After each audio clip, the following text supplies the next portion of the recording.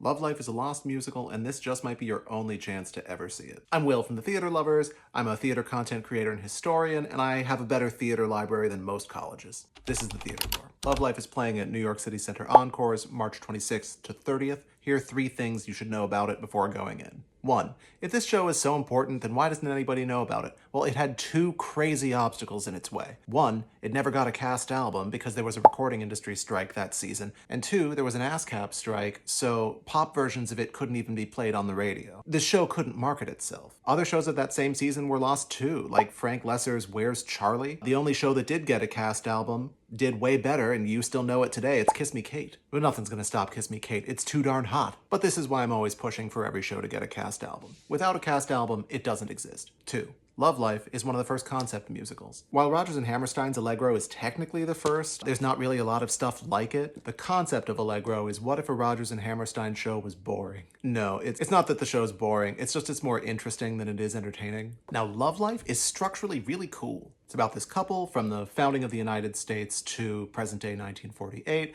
and they don't age, but technology and time changes around them. And we know about this time change because Kurt Weill's music takes us through those changes over time. We start with classical music, and then it goes into polka and barbershop quartet and ballet and Tin Pan Alley and 1948 jazz. And the show talks about divorce, which was still taboo and definitely not talked about in musical comedy. And 3, the show weirdly mirrors Alan Jay Lerner's later life. As Love Life is being written, Lerner is now on his second marriage to Marion Bell, star of Brigadoon. And Brigadoon was the show that Lerner had just finished writing with his ex-writing partner, and they just broke up. By the end of his life, Alan Jay Lerner was married 8 times. That's a Larry King number of times. Point being, by the end of his life, Lerner refused to have the show produced because he was like, I've turned into everything that I satirized with this show. So what should have been one of the show's biggest advocates was really against it, because he was like, I don't want to see that, but I want to see it. This show has been my white whale for 20 years. Men will literally write the musical Love Life and then refuse to let it be performed rather than go to therapy. The Love Life got mixed reviews when it opened, but everybody was talking about it. Does it work? What can we change to make it work?